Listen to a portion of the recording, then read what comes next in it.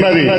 ఇవాళ ఒక పని నేను చేసిన పని ఏంటంటే, మనకు గెలుపు అవసరం, సపోర్ట్ లేదు, ఎట్లా సపోర్ట్ తీసుకుందాం.